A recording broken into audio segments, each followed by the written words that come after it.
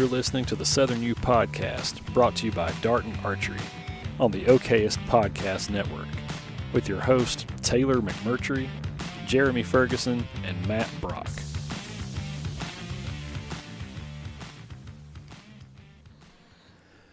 Hey everybody, welcome back to another episode of the Southern U Podcast, where we try to educate Southern landowners on all things land-related, habitat, wildlife, education, all that good stuff. Joined, as always, by the man, the myth. Oh, my bad. No, that's not the right guy. He's not here. He's not here, is he? Mm-mm. That's right. Matt Brock, we're down him, man. Professor Brock is not with us today because he's too cool for us. Yeah, he's gotten playing too big in the woods. That's right. He's gotten too big for us now. But I am joined by the real estate and wildlife aficionado, Mr. Jeremy Ferguson. What's up? And today we got a pretty cool show planned. We're going to be looking at dove planting, right? Dove fields. Something that I feel like most guys in the South have at some sort of pastime. You know, usually it's like when you're a kid, because that's one of the animals that you can hunt, one of the methods of hunting that doesn't require you to be super still and super quiet, and it's not super cold. So right. You can get a kid involved in dove hunting just to kind of get them outdoors.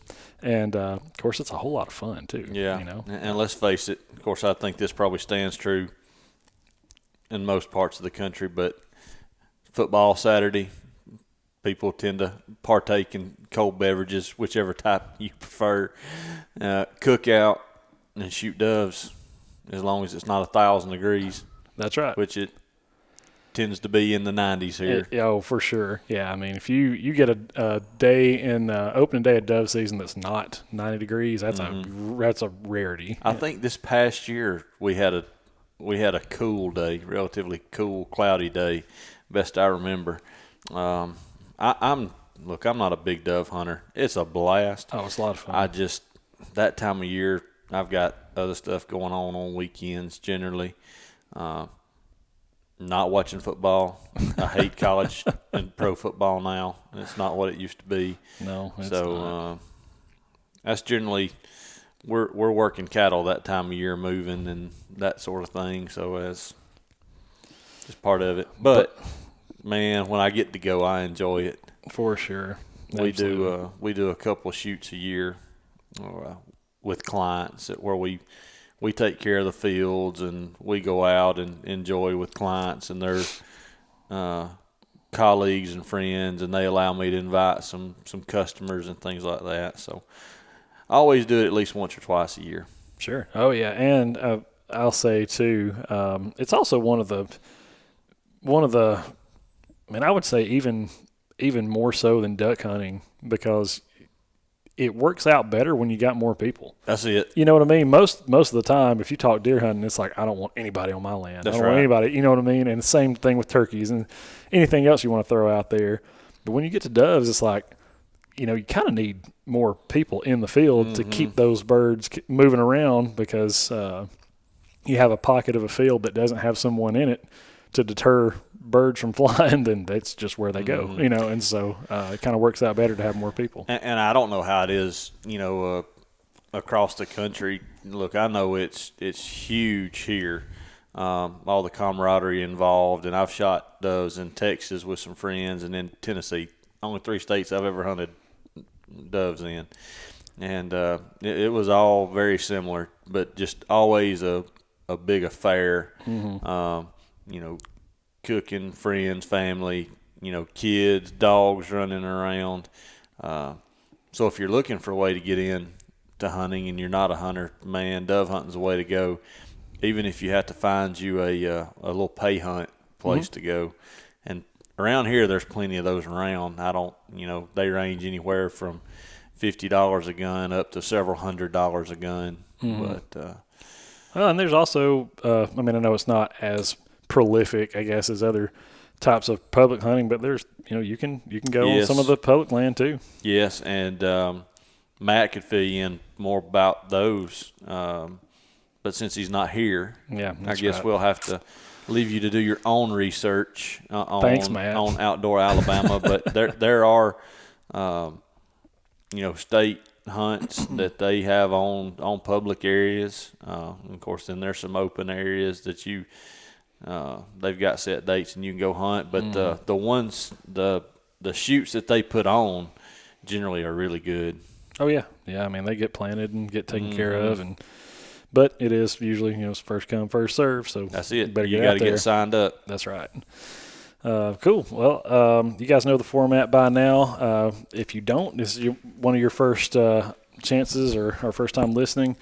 We typically roll through about 5 questions and then we call it a day. That's kind of a format that I had a professor in college that did that with us, and as soon as we answered those 5 questions, then we left. There wasn't really a time limit or a time, allocated for starting or stopping or anything like that. And I have really enjoyed that, and I think it's, you guys do too. So we're going to jump right into some questions, and we're talking about dove fields. So the first one here is obviously, it's starting to green up now. I cannot believe it is May. Today's the 21st. Like it's June is almost here. It's just crazy. Yeah, 3 days we find out if we through Kansas. Oh yeah, that's right. Yeah, for your out of state guys. So I'm waiting on that. Yeah, let's hope he gets a tag because that's a whole lot of stress. But man, that's a great place to go hunt. You put stuff on the ground. But question number 1 here is, what's the ideal time frame to plant dove fields? All right, here, and again, we're talking about the South. You've got other things for other places, but here in the South, what's the ideal time frame? Man, I'm going to do it. Uh-oh. It depends. There it is. Yeah, it does. It depends on what you're planting. I've talked a lot, I guess a couple episodes back or one episode back about planting your spring plots, for deer. Same principle applies, is not to get too early because of frost. But, you've got things like corn that you've got maturity dates anywhere from like 90-day corn all the way out to 120 days. So you got to keep that in mind. And you got to know which variety you've got, what the maturity date is on that. Sunflowers are closer to 100 days.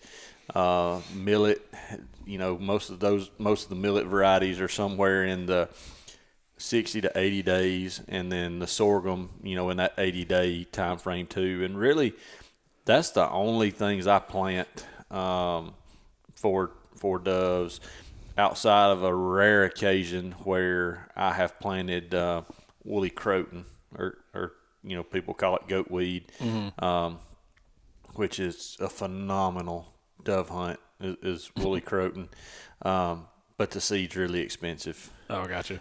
So we don't see a lot of that. The one good thing is if you plant a field with woolly croton, it heavily reseeds, and what's left there is going to come back. Okay. Cool. You hear people down in our part of the world talk about having just phenomenal dove hunts on clear cuts. Primarily the weed that's drawing the doves into the clear cuts is woolly croton. Okay, gotcha. But time frame, you want to be getting things in the ground April, May. You can fight corn in the ground pretty early in April down here and not risk crop injury from cold temps, anything like that. For our sunflowers, I'm still hovering right around that first week of May. I think I told y'all the story of planting the soybeans there on that farm, and them just getting roasted by frost in late April. Anything can happen, but I try to hedge my bets against that. And let's see, I'm sorry. Are you good? Mine went blank. I got interrupted by that text message and lost all train of thought. I'm sorry. It happens. But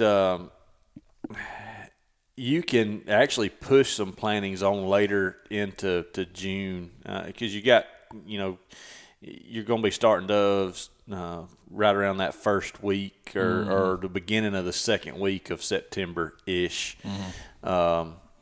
So you count your days out on your maturity date or whatever you planted, and that's when you know you need to be planting.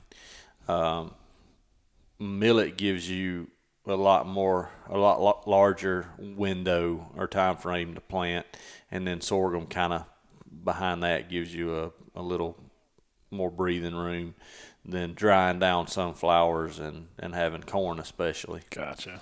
And look, I rarely plant corn anymore for for anything other than deer. I know they say corn is king when it comes to ducks. I have 1 or 2 clients that we still plant majority in corn for ducks. Most of it's, grass type grains, rices, and things like that. We have just seen corn turn into roost holes in our part of the world. Too bad. Gotcha. Okay, well, yeah, it kind of gives us a little time frame, which I guess if you haven't planted, you kind of need to get on it, kind of thing. So if you hadn't planted, you need to be moving that way. Yeah. Rather rapidly. And look, people argue what the best planting for doves is. Look, sunflowers are beautiful to look at all year long, and they do draw doves. But if you want to be simple, you want to have a good hunt, brown top millet, it's hard to beat. It's cheap, it's easy to grow, tend to not have a lot of weed problems in it because it gets up, starts growing really fast and canopies and really competes with the weeds well.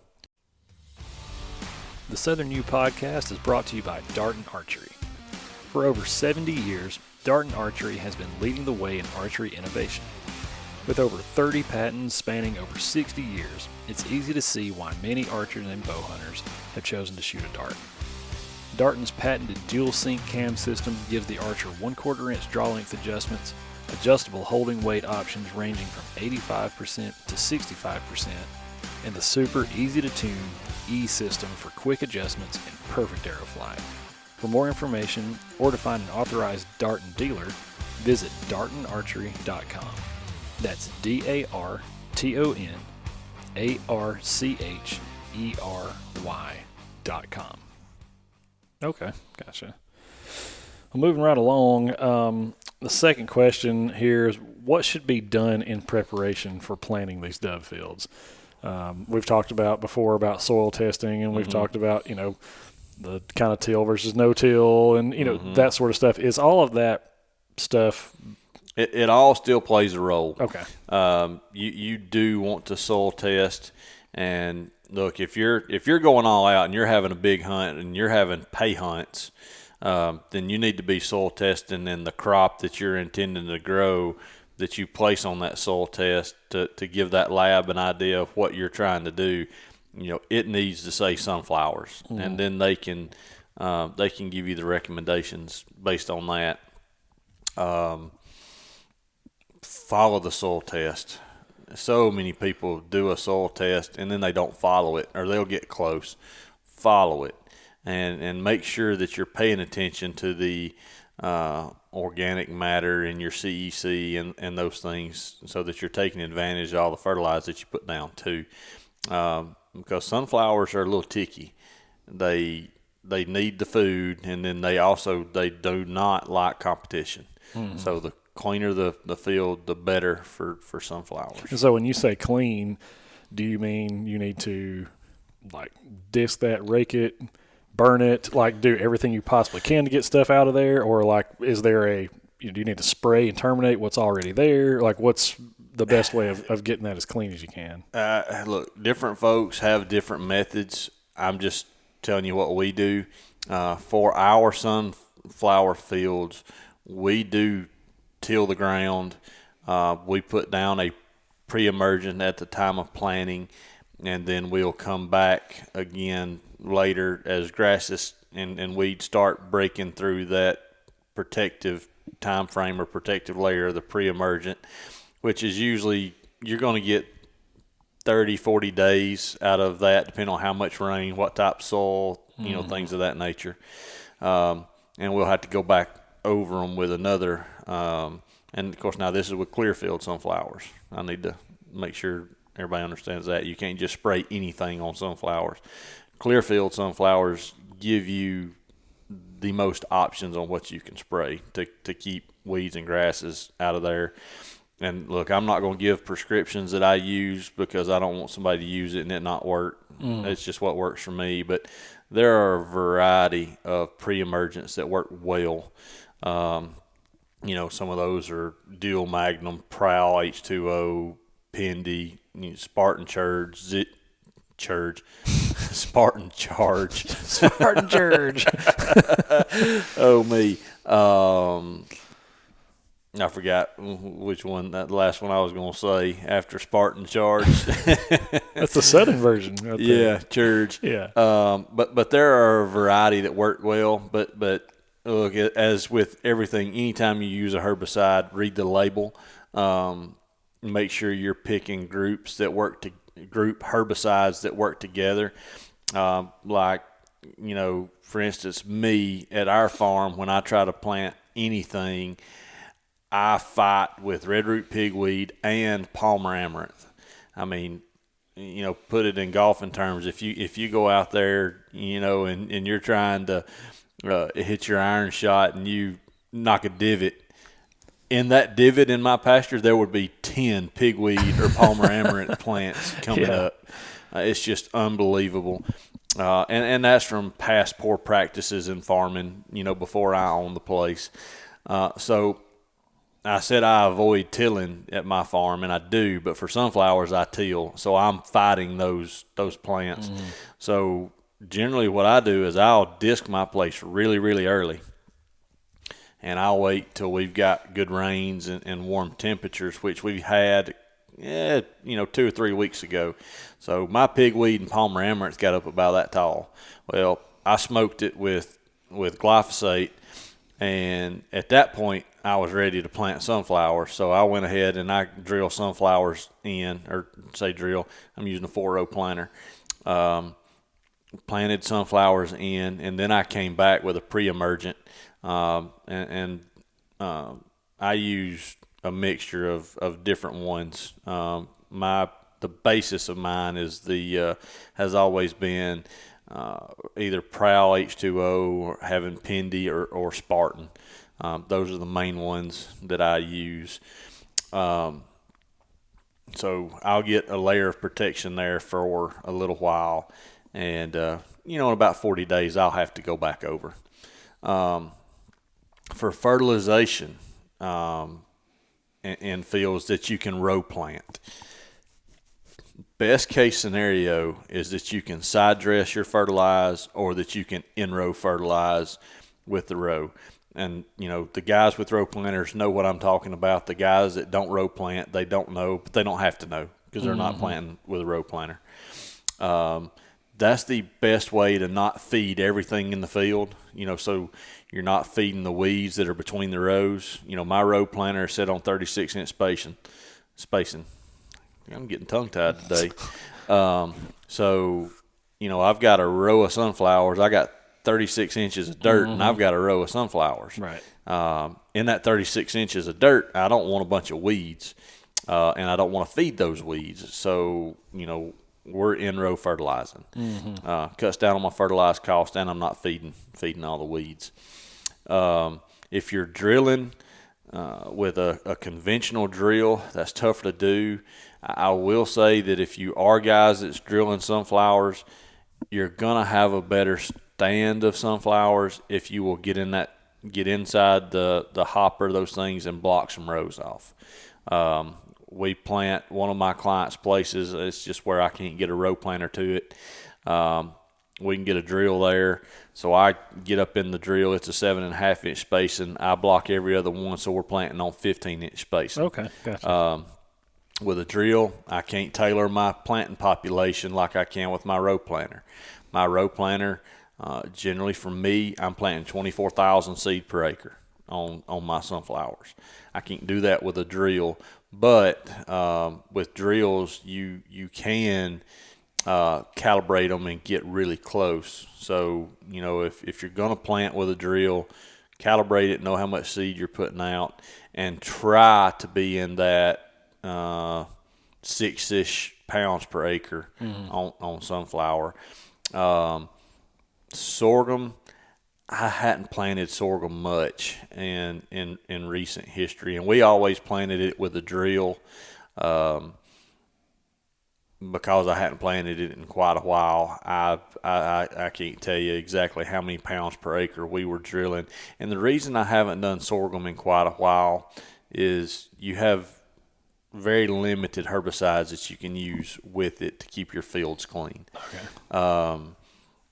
I mean, there are varieties out there now that if you want to spend, quite a bit of money on a bag of seed, then you can do that.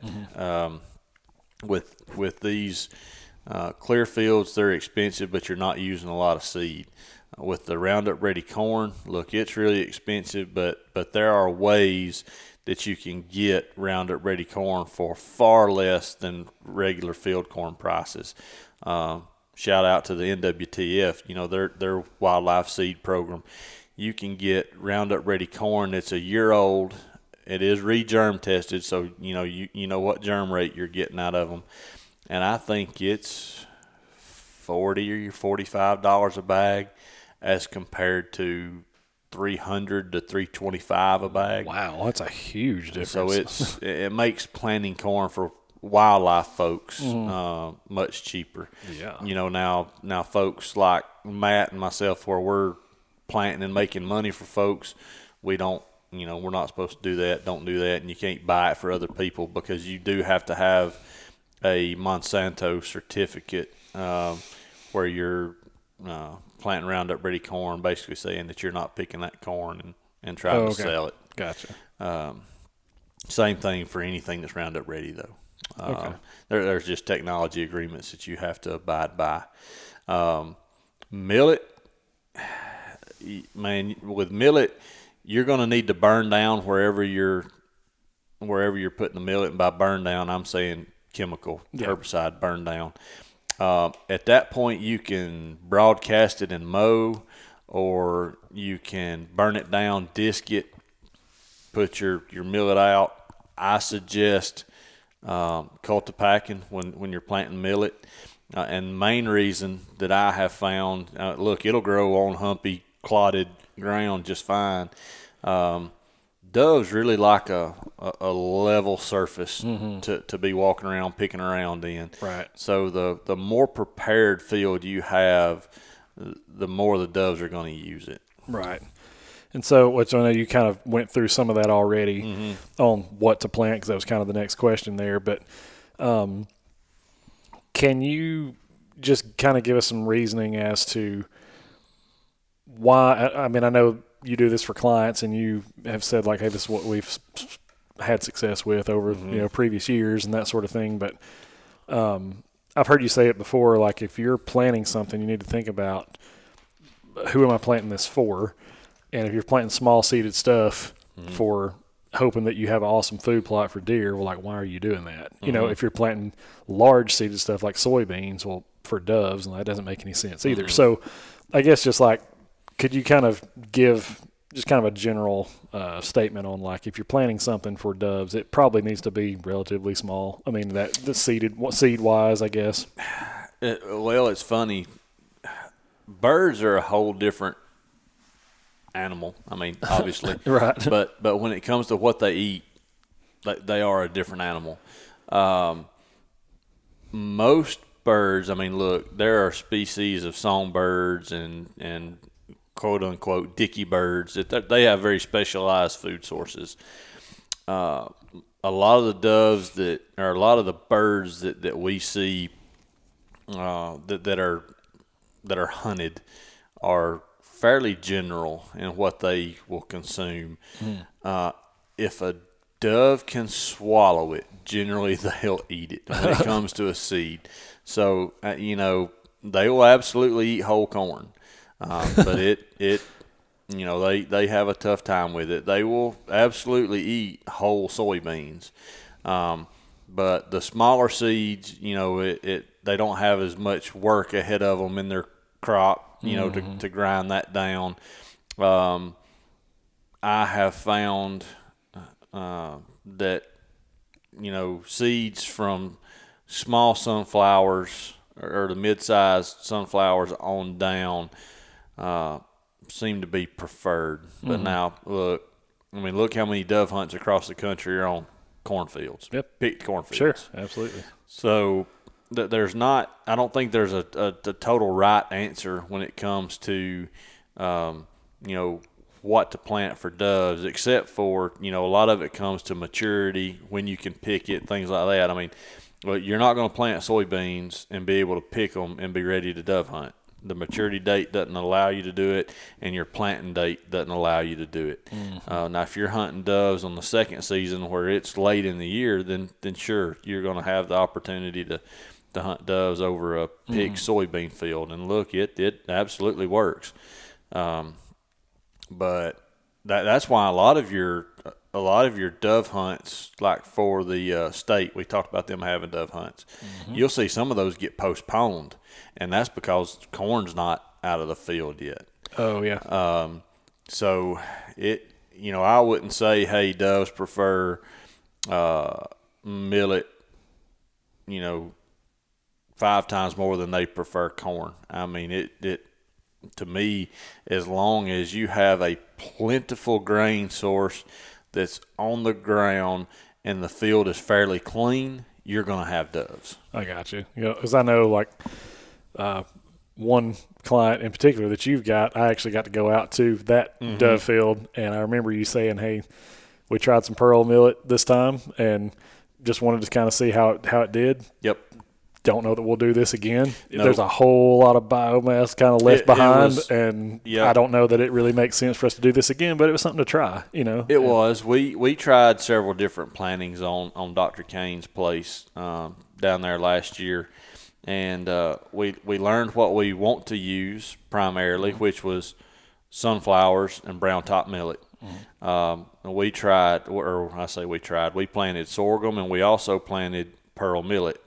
When it came to sorghum, like I said, we struggled to have good grass and weed control in it because of the limitations we have with herbicides. Pearl millet, kind of the same thing, but there's so much biomass with it that there wasn't much weed competition in it.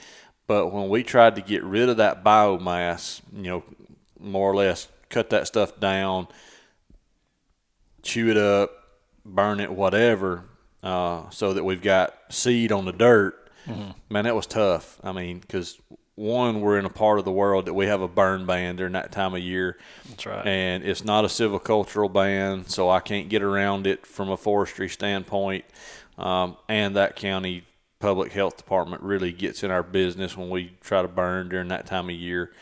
So we couldn't get rid of it that way. So there was just so much grass, for lack of a better term. I mean, pearl millet is a grass.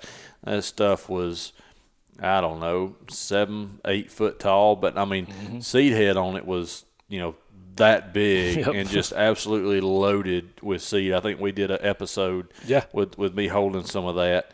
But man, when we cut that stuff down, tried to dry it out and get seed to the ground, I mean, it was almost like you had cut a hayfield and just left it laying. There was so much biomass left.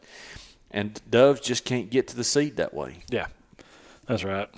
Yeah, I remember kind of seeing that, and you would think, looking at that grain, you're looking at the head, that think, oh, man, these guys are going to wipe this stuff out, and they probably would if they could get to it. Yeah, that's but if they can't get to it, then And look, if you have other tools at your disposal, what would be awesome in a situation like that is, a grain harvester that you can pull behind, and you've got the chute that sticks out, and it shoots all that stuff out.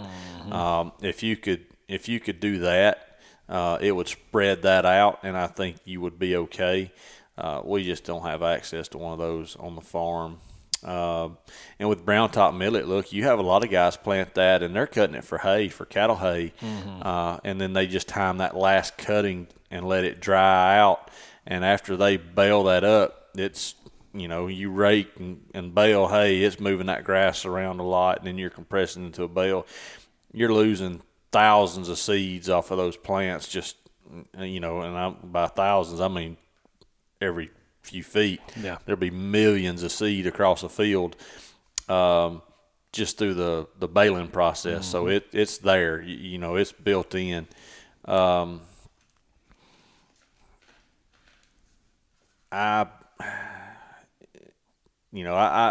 would say that I don't really prefer one planting over the other, unless it comes to cost or simplicity. Right. Yeah, I was going to say cost is definitely a factor in what people want to do. And then, like you said, limitations on herbicide. I mean, Yep.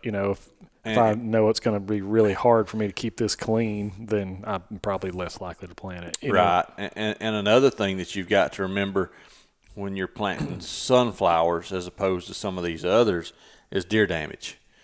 If you've got, decent numbers of deer, then they tend to like to move in on sunflower fields once they get about that tall. Right. And then they just bite the top out of it, and it's, Nice that and plant, tender. it is. And that plant's done at that point. It's not coming back. So on Dr. Kane's place that you filmed last year, and we'll go to again this year, I mean, we fence it. And by fencing, we're doing 3D deer fencing. We're not putting up, 8-foot fence to keep deer out. We're putting up on the inside, we've got a strand of electric wire that's somewhere about that 36-inch high range, and then one that's going to be somewhere in that 12 to 18-inch range. We're going to move out about 3.5 to 4 feet, put another single strand of electric wire. And look, some deer still get in it, but it keeps the vast majority out. Yep. Well, and there's also feral hogs on that place too. There are. And that's why corn is completely out of the equation there. They tend not to bother the sunflowers. They tend not to bother the millet. But man, when good Lord, the corn gets in, when it starts silking, man, the hogs just move in on it. Yep. So we avoid corn at all costs now out there.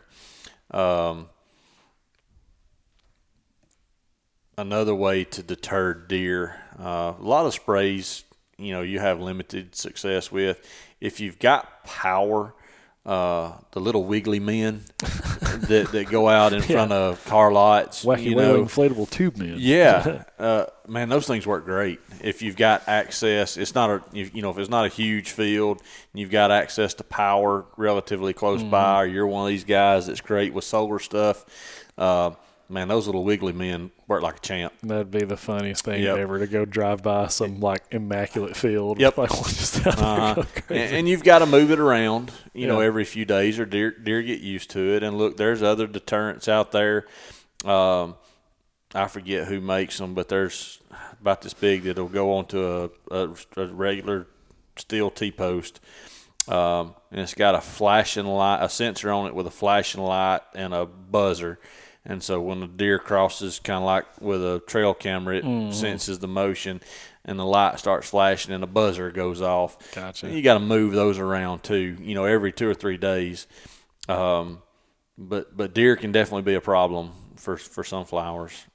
We've got a client in Tuscaloosa County that we can't plant sunflowers, and his fields aren't big enough for us to plant soybeans either. Oh, okay.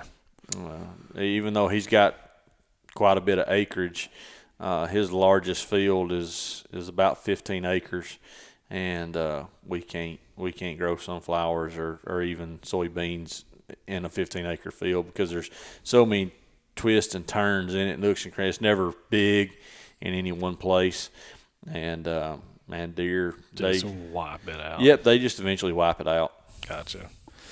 Yeah, I mean, I imagine that's something that a lot of people have to deal with, especially on the hogs. I've had one person in particular tell me that as he was there, he manages property for other clients and stuff too, and he told me, I get on my tractor and I'll start putting it in the ground, and as I'm going,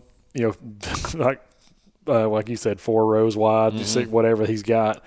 It's like I'm going, putting seed in the ground, and I can turn around and look, and they will be behind me digging it up as down the road. Yeah, like it's like they're not afraid of me at all. It's a dinner bell to them. So Oh yeah, they definitely learn, and hogs absolutely.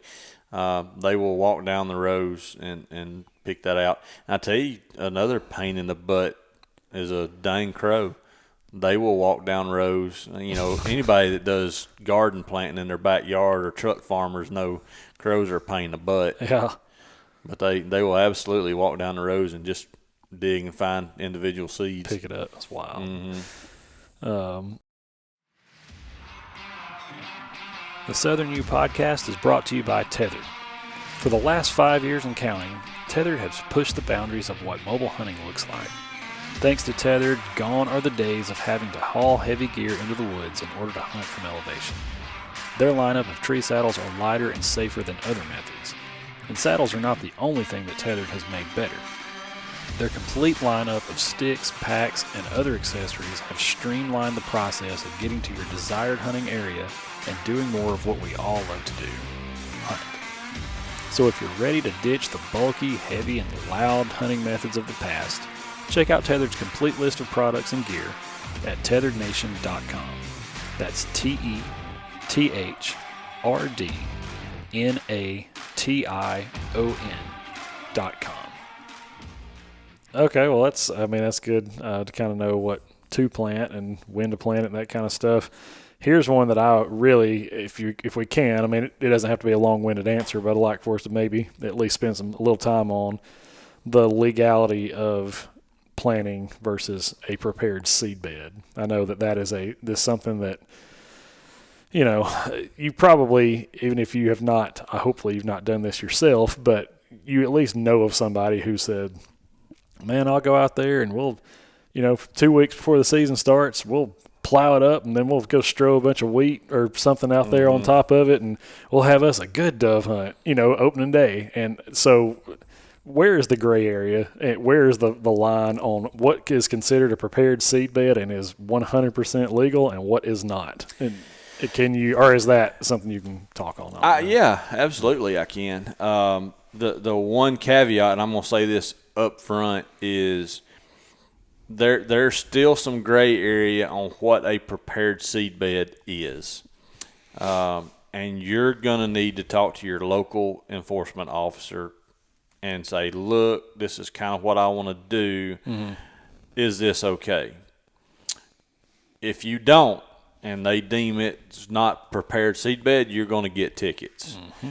A lot of people say, well, I don't want to invite trouble. Well, look, if you're having a decent shoot, they already know that you're doing that.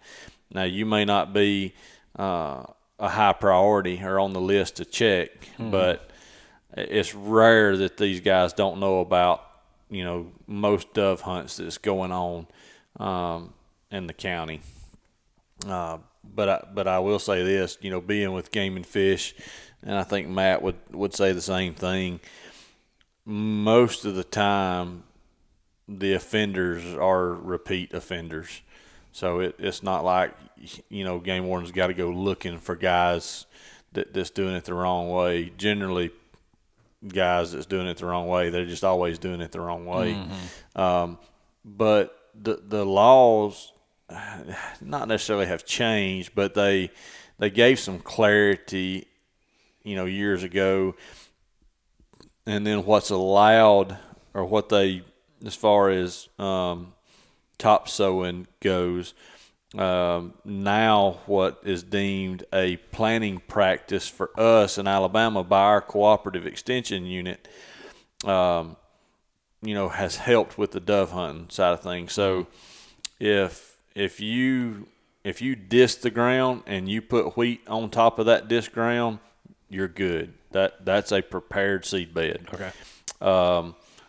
Where you're getting into some of the gray area now is you have a lot of guys, throw and mow planting for deer plots and things like that have gotten more popular.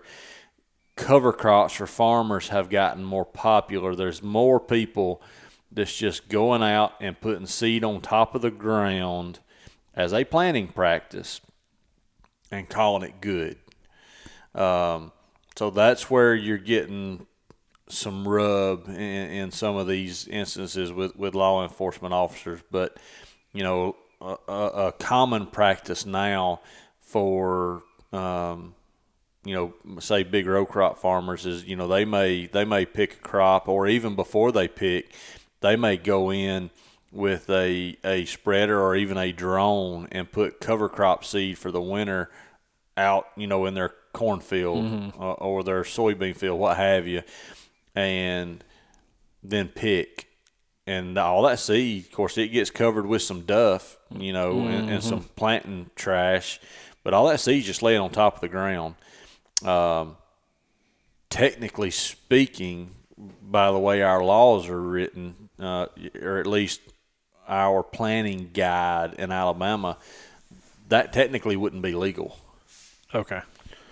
That's what I was going to ask. I know we've already covered that corn is not ideal for doves, but just say somebody plants corn, it gets up, it's starting to dry out now, and a guy takes his bush hog and he just goes and plows it all down with a bush hog and says, I'm going to go hunt doves over that. Can he do that legally, or is that? You're going to have to talk to your local enforcement officer about that one, because that's some, a lot of them see that as dispersed seed and that the crop wasn't picked. That's not a normal practice. However, you run into instances where you've got insurance beans or insurance corn. Well, my understanding with anything that's insurance related is it can either be left to the wildlife or it's got to be plowed under.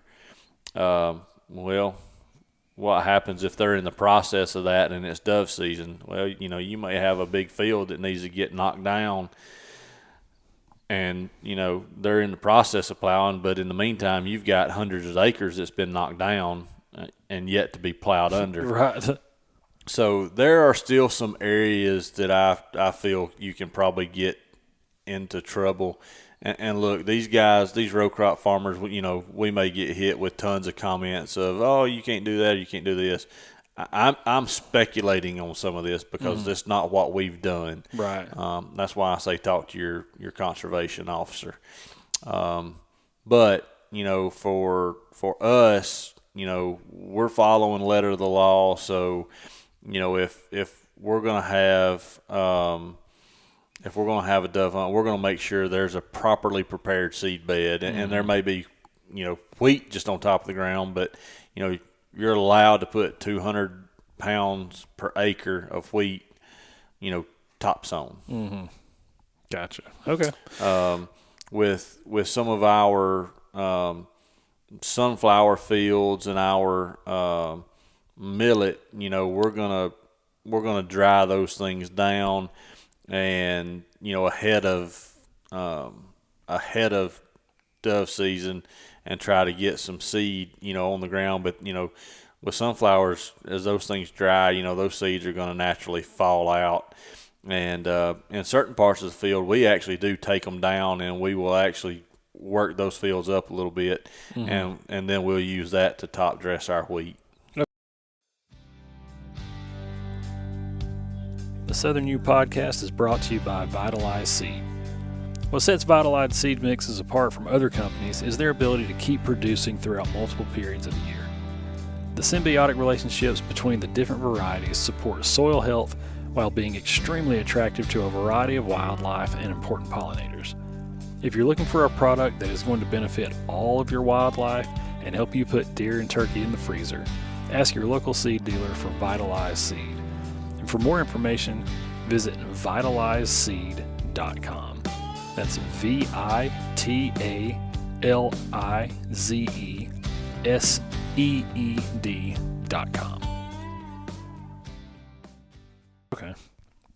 Well, that's kind of what I was after, is just general statements, what I mean? And then, like you said, probably need to consult your local Absolutely.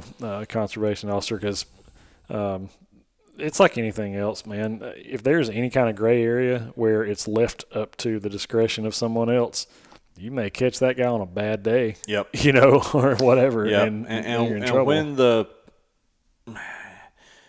it's when the guy in the U.S. Fish and Wildlife Service truck shows up that you know you got a problem. Yeah.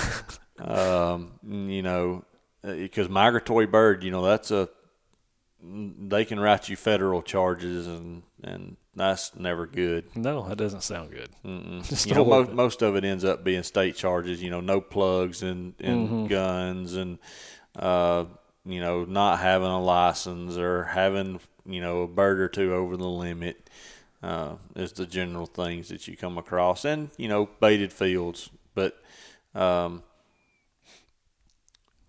I said, most of that stuff's generally repeat people, and right. they go check the same folks year in, year out. Well, and I feel like too, if you make a phone call or send an email to, you know, a conservation officer, like, hey, I'm trying to play by the rules here, you know, and they know that, like they're trying to not make criminals out of otherwise, you know, that's right, law-abiding. The officers aren't. I'm not sure that certain agencies hey, don't try to do that, but the officers certainly aren't. Right. Like Dr. Kane's down there where we were, you know, our local enforcement officer comes and he's the one that gives the safety briefing, and you know they see our fields days in advance, and we of course, you know, I know how to prepare a field, but we know we're good once they've said grace over it. Sure. Yep, and that's always added reassurance. It's always a good thing. Last thing I've got here is just kind of what else needs to be taken into consideration when you're getting ready to plant, you know, and we've already kind of talked some legal stuff, make sure we're good there. Time frame is good, what to plant. Is there anything else to consider? I know specifically at Dr. Kane's place, some of those fields were terminated. You know, they sprayed to make sure that those seeds start to fall and that kind of stuff. So is that something that everybody should do, or if you had the means to, is it a cost thing, or is it should you just let it be and kind of hunt it as it is? Or well, the reason we did some of that and sprayed everything to dry down is, one, we got crops in the field late just because of external factors that we couldn't control. One being weather, and we had some equipment troubles, which we seem to.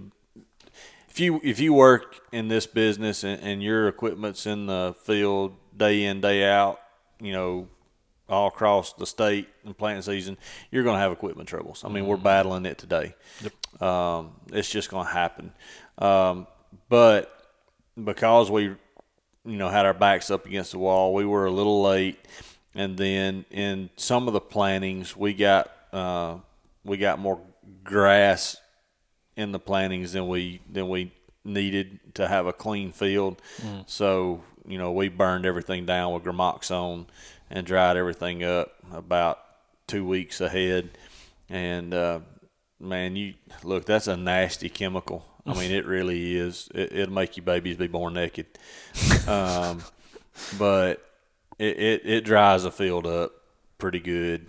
And that grass and that thatch, you know, is in 3 weeks is, you know, all, it's not toast. gone, but it's toast. Yeah, you touch it and then brittle. It breaks up like peanut brittle. Yeah. So, but you know, that's not a chemical I recommend everybody use. I use it some. It's not very often, but it does a great job of drying things out. Another thing to consider if you're gonna want to do things with dove hunts year in, year out, two things to have if you can is water close by. You want to have roosting locations for those birds, or loafing locations, so during the day they can hang out, you know, in some shade trees, or as they're moving about, you know, the farm.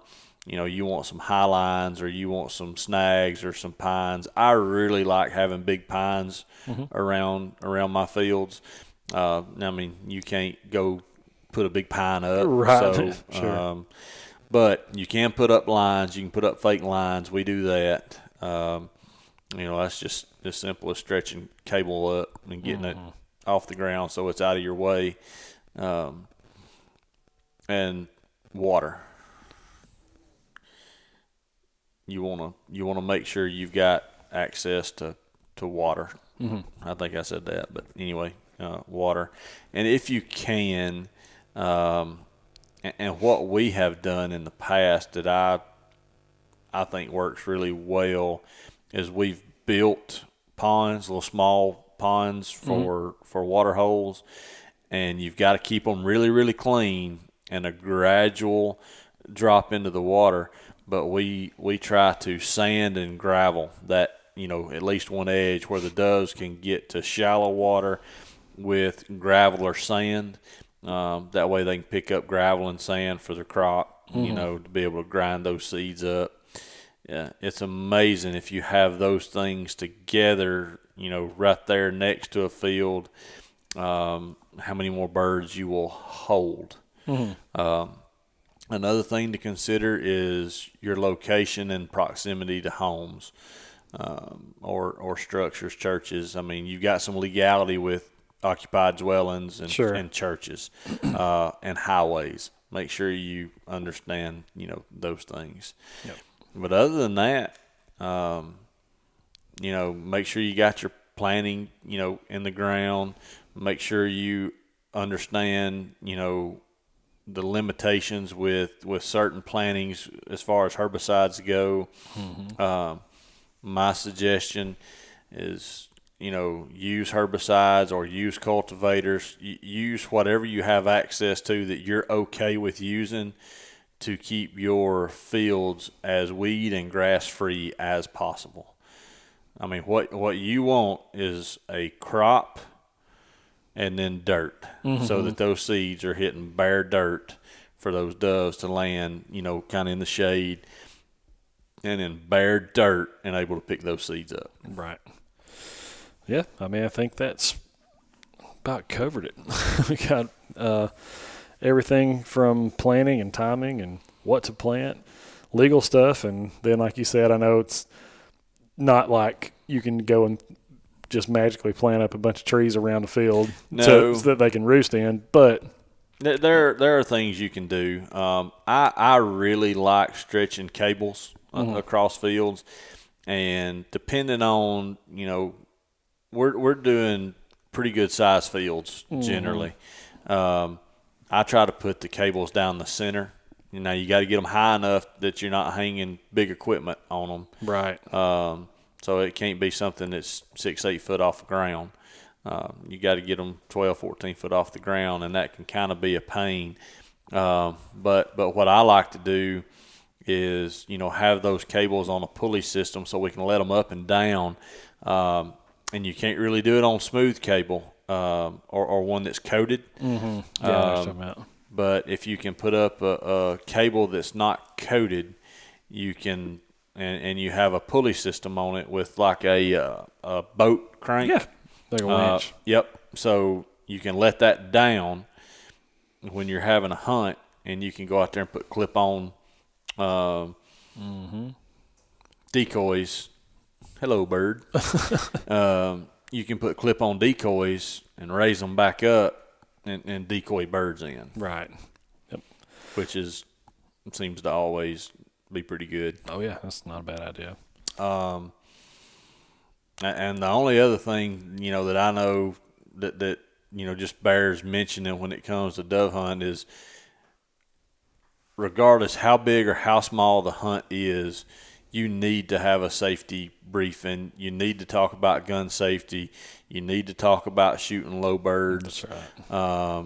Be as safe as possible. Look, I mean, unfortunately, shooting at low birds is going to happen. You're going to have inexperienced folks out there, or they're going to think they're shooting in a safe direction when they're not. I've been shot twice on fields, and by shot twice, I mean hurt. It hurt.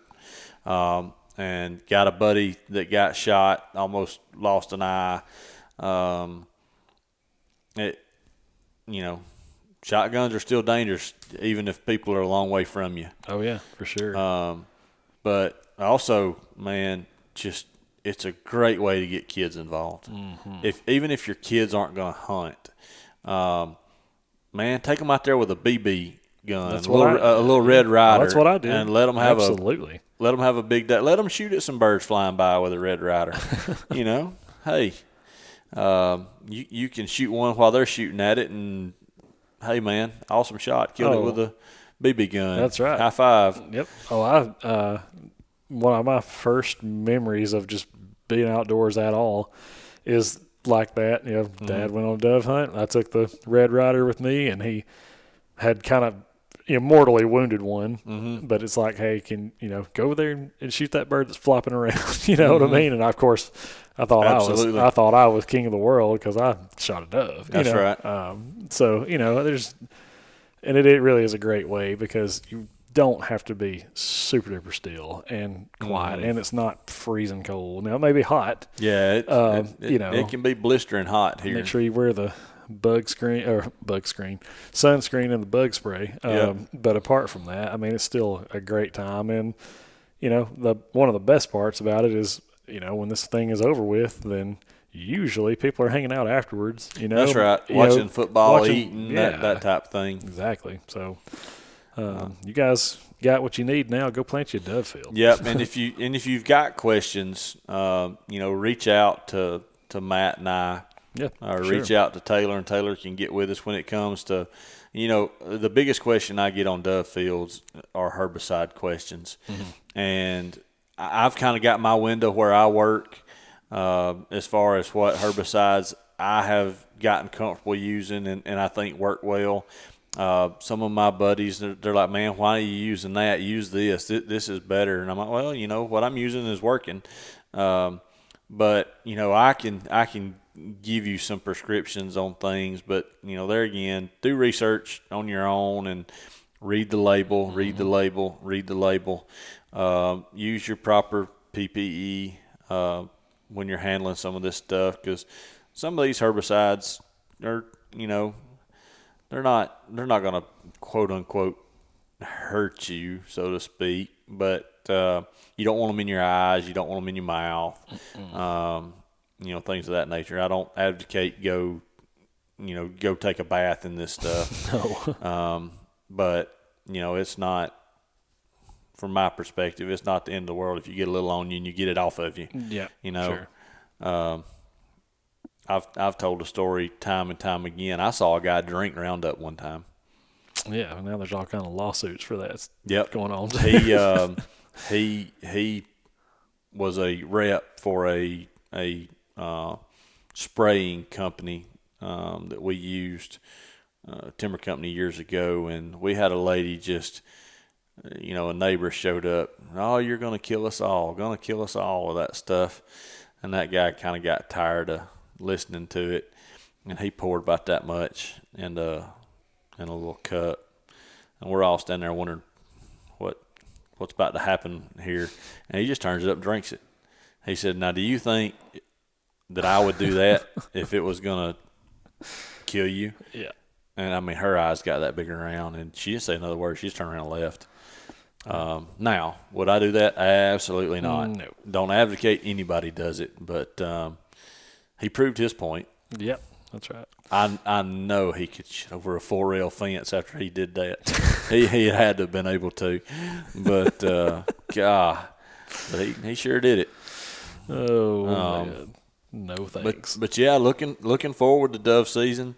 I know that's pretty good ways away, but I hope all three of us get to head down to Dr. Kane's place here in the next maybe a week or two. Yeah. Do a little filming. We're gonna have our introduction into drone spraying and fertilizing. Yeah. We held off of doing some things when we planted the sunflowers.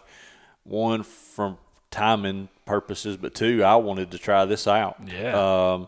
So we've got a crew that's going to bring drones out and spray and fertilize for us. And that's one thing I did. I mean, I totally skipped over most of the fertilization side of things.